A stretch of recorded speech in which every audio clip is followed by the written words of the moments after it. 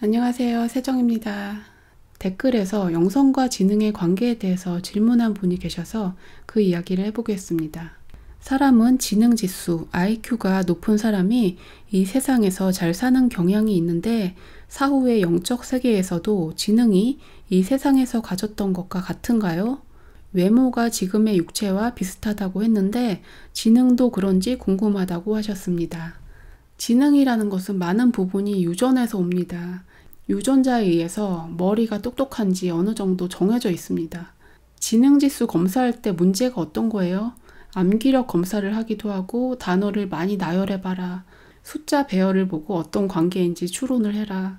그런 것들이 실제로 우리가 살아가는 삶에서 중요한 결정을 할 때 그런 게 많이 도움이 되나요?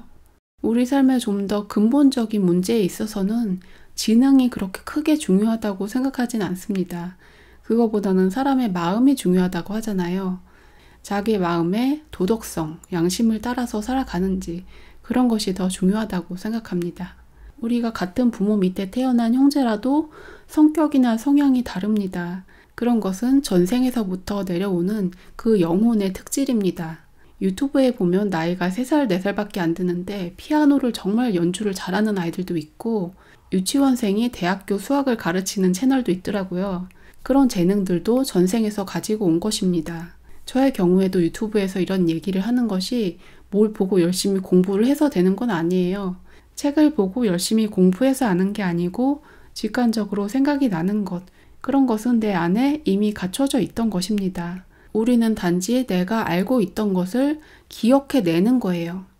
나의 개인적인 기억도 있겠지만 이 우주 전체의 기억도 있습니다. 그것을 아카식 레코드라고 하는데요.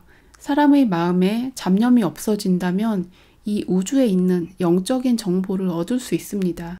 아름다운 음악이나 문학작품이나 예술작품들은 작가의 영감에 의해서 이루어지는데요. 영감이라는 것은 어디선가 별똥별이 떨어지듯이 떨어지는 거예요. 그리고 스쳐 지나가는 수많은 정보 중에서 내가 하나를 낚시처럼 건져 올리는 거죠. 지금 인터넷이 워낙 발달해 있으니까 우리가 모든 걸 다 알 필요는 없죠. 궁금한 게 있으면 검색을 해보면 바로바로 나오잖아요. 그런 것처럼 내가 어떤 지식이나 지혜가 필요하다. 그럴 때는 마음을 고요하게 하고 내가 원하는 그 정보와 연결이 되어서 원하는 답을 얻을 수 있습니다.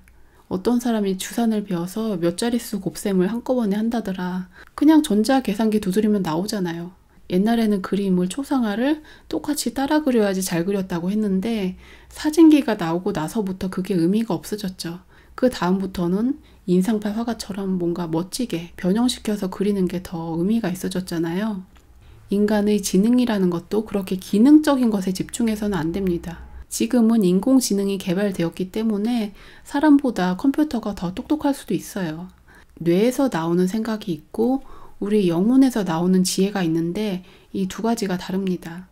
뇌에서 나오는 생각은 주로 이분법적인 생각들입니다. 이것은 옳고 이것은 그르다. 이것은 선하고 이것은 악하다.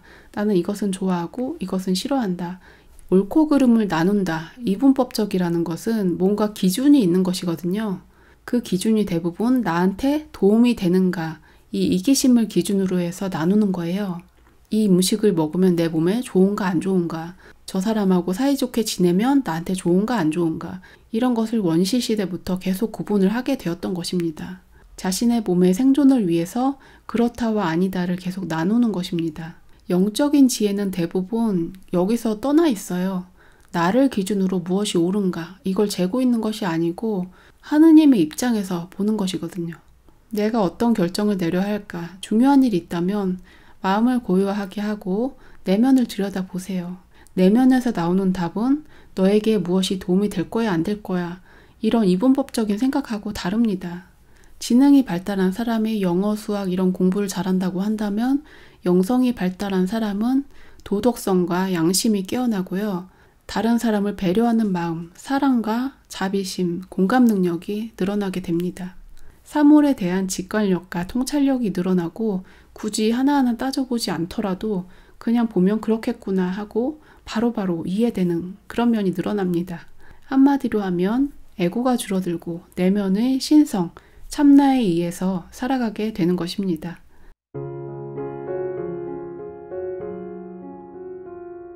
불교에서는 수행의 방법을 8가지, 8정도라고 했는데 정견, 정사유도 있습니다.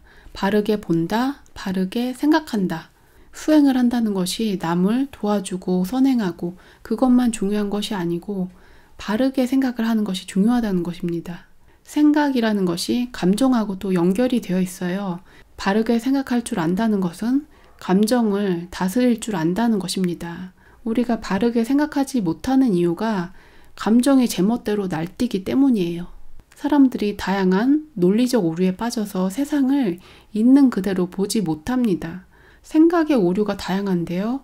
흑백 논리로 생각을 한다든지 자신의 믿음에 해당하는 증거들만 가지고 와서 해석을 한다든지 아전인수, 확증, 편향 이런 식으로 얘기하죠. 내가 믿고 있는 것과 다른 것을 본다면 내가 틀린 게 아니고 그것이 틀렸다고 생각해버리죠. 이런 것을 인지부조화라고 하죠. 그리고 내가 좋아하지 않는 사람들에게 라벨링을 합니다. 정치적으로 내가 좋아하지 않는 사람은 뭐뭐뭐라고 부른다든지 종교적으로 나와 다른 사람은 뭐뭐뭐라고 부른다든지 이렇게 이름을 붙여서 나와 다른 사람들을 싸잡아서 욕을 하는 것입니다. 세상을 보는 프레임이 거기에 맞춰져 있는 거예요. 내가 옳다고 믿고 있는 하나의 신념, 정치 신념, 종교 신념, 사회적인 주의 이런 도그마를 기준으로 세상을 살펴보고 나와 맞지 않는 사람들은 라벨링하고 악마처럼 얘기하고 나만이 옳다고 하는 자기 중심적인 에고적인 생각에 빠져 있는 것입니다. 대부분의 사람들이 그렇게 살아가고 있으면서도 자기가 그렇다는 것을 잘 이해하지 못합니다. 편견과 고정관념의 문제들 얘기하면 좀 복잡하다, 철학적이다 이렇게 생각하실 수 있는데요. 마음을 닦는다는 것은 부정적인 감정을 내려놓으면 되지 왜 그런 게 중요한가 생각할 수 있는데요. 편견과 고정관념을 내려놓는 것이 수행에서 정말 중요합니다. 정사유, 바르게 보고 생각하라는 것이 왜곡된 눈으로 바라보지 말고 있는 그대로 보라는 것이고요. 무엇이 옳다라는 것에 집착하고 있는 한은 세상을 있는 그대로 볼 수가 없어요. 내가 한 가지를 선택했고 이것이 아닌 것은 틀린 것. 이렇게 했기 때문에 우물안 개구리 같은 생각에서 벗어날 수가 없는 거죠. 이것은 정말 죽었다 깨나도 못하는 경우가 있는데 오픈마인드가 정말 힘들고 우리의 수행의 목적이 그것일 수도 있어요. 우리가 이 육체를 가지고 있는 한은 자기 중심성을 완전히 벗어날 수는 없지만 내가 틀릴 수도 있고 저 사람의 생각이 옳을 수도 있고 또는 우리는 각자 입장이 다르기 때문에 저 사람의 입장에서는 저게 옳을 수도 있고 각자 다른 삶을 살고 있다. 이렇게 바라볼 수도 있습니다. 사람들이 나와 다른 생각을 보면 감정이 먼저 올라오기 때문에 그 생각을 틀렸다고 공격하고 내가 믿고 있는 신념과 나를 동일시하기 때문에 나와 다른 생각을 가진 사람이 있으면 미워하고 공격하는 거예요. 옛날에 호랑이가 쫓아오면 도망가야 되고 토끼가 있으면 잡아먹어야 되고 이렇게 생존을 위해 살아야 했던 본능이 사고에도 그대로 남아있는 것입니다. 내 생각이 옳다고 지키고 내 생각과 다른 사람은 배타적으로 생각하고 이런 것이 옛날에 그 원시인들의 생활 방식하고 같다는 거예요. 제가 지금 설명한 얘기, 바르게 보고 바르게 생각한다. 편견과 고정관념에서 벗어나서 생각한다. 이것은 지능하고 관련이 별로 없죠. 암기를 잘하고 숫자 계산을 잘하고 이런 것과 별로 상관이 없어요.